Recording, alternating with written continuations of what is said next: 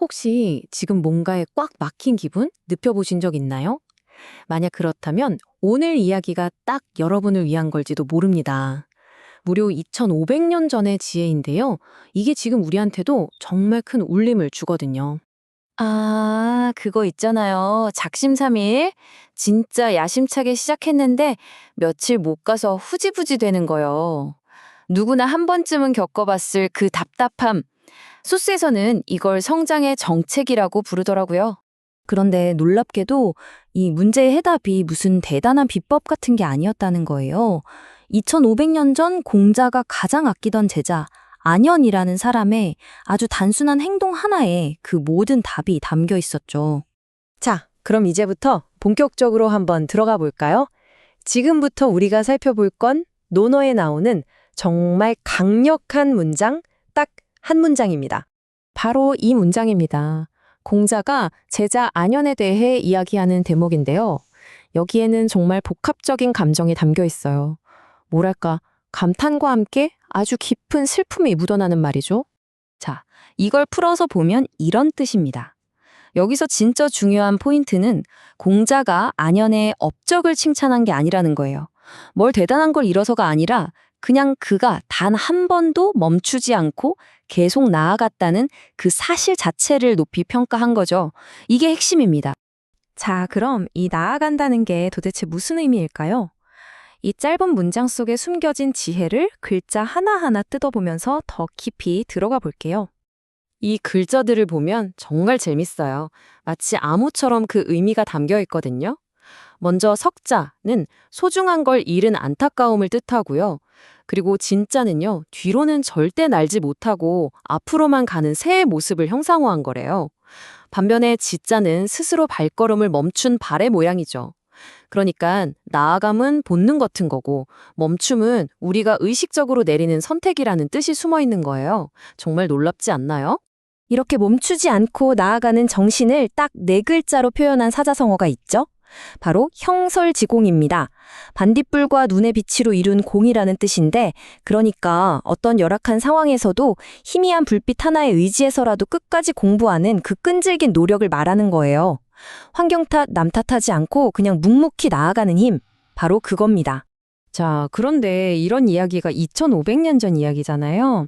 그래서 이게 오늘날 나랑 무슨 상관인데 싶으실 수 있죠. 그래서 아주 익숙한 예시를 하나 가져와 갔습니다. 바로 김대리 이야기예요. 자, 여기 김대리가 있습니다. 아주 성실하고 부지런한 직원이에요.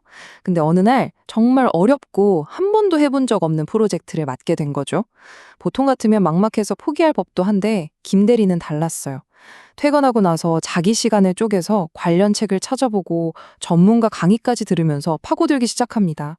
그 과정에서 어려움도 있었겠죠. 하지만 결국 그걸 극복해내고 동료들의 신뢰까지 얻게 돼요. 결과는요? 프로젝트는 대성공하고 김대리는 승진하게 됩니다. 결국 김대리의 성공은요, 그가 무슨 천재여서가 아니었어요. 그냥 상황이 힘들어졌을 때 그래도 계속 가보자 라고 했던 그 단순한 선택. 바로 그 꾸준함이 안현처럼 김대리의 가장 강력한 무기가 되어준 거죠. 그런데 이야기는 여기서 끝나지 않습니다. 이 멈추지 않는 힘은요, 단순히 나 한 사람의 성공으로 끝나는 게 아니에요. 내 주변, 심지어는 세상을 바꿀 수도 있는 엄청난 힘을 가지고 있거든요. 여기 완전히 다른 두 사람이 있습니다. 한 명은 지혜와 덕을 소중히 여기는 학생 연수, 다른 한 명은 권력과 탐욕에 눈이 먼 영주 나무성이에요. 연수는 형설지공의 자세로 쉼없이 공부하며 꾸준함에서 힘을 찾는 반면 나무성은 학문을 비웃고 땅을 빼앗으며 부유함에서 힘을 찾죠. 완전히 정반대의 길을 걷는 두 사람입니다. 그런데 어느 날 탐욕스럽던 영주 나무성이 화재로 모든 재산을 잃고 절망에 빠집니다. 그의 눈에 들어온 건 세상이 어떻게 돌아가던 전혀 흔들리지 않고 묵묵히 책을 읽는 학생 연수의 모습이었죠. 그 모습을 보고 영주는 깨닫습니다. 아, 저 꾸준함, 저 노력이 내가 가졌던 부보다 훨씬 더 진짜 힘이구나 하고요. 결국 영감을 받은 나무성은 빼앗았던 땅을 돌려주고 학문에 정진하게 됩니다. 그를 바꾼 건 어떤 설득이나 논쟁이 아니었어요. 그저 한 사람이 묵묵히 보여준 흔들림 없는 태도 그 자체였습니다. 사도얀 현자는 이렇게 말했습니다.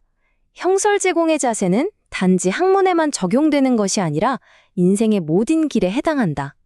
바로 나무성을 변화시킨 연수의 힘처럼 우리가 각자의 자리에서 묵묵히 꾸준히 노력하는 것만으로도 생각지도 못한 선한 영향력을 퍼뜨릴 수 있다는 뜻이겠죠?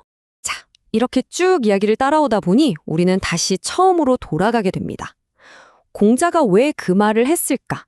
그 말 뒤에 숨겨진 진짜 이야기로 말이죠. 사실 공자가 이 말을 했을 때는요, 깊은 슬픔 속에서 한 말이었습니다. 왜냐하면 그의 가장 뛰어난 제자, 그토록 아꼈던 안희연이 젊은 나이에 세상을 떠났기 때문이에요. 애석하구나. 이 한마디에 담긴 그 슬픔은 안현의 그 멈출 줄 모르던 성장을 멈추게 한 것이 유일하게 죽음뿐이었다는 사실에서 오는 거였습니다. 여기서 우리는 정말 중요한 깨달음을 얻게 됩니다. 오직 죽음만이 우리를 멈출 수 있다면 살아있는 동안 스스로 멈춤을 선택하는 것이야말로 삶에 대한 가장 큰 신뢰다. 이 말 정말 가슴에 와닿지 않나요?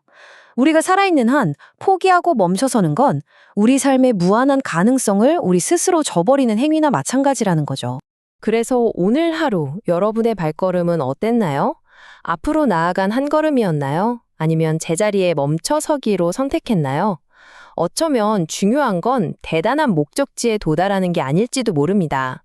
그저 뒤로 날 수 없는 새처럼 어제보다 딱 한 걸음이라도 앞으로 나아가는 것, 그것만으로도 충분한 게 아닐까요?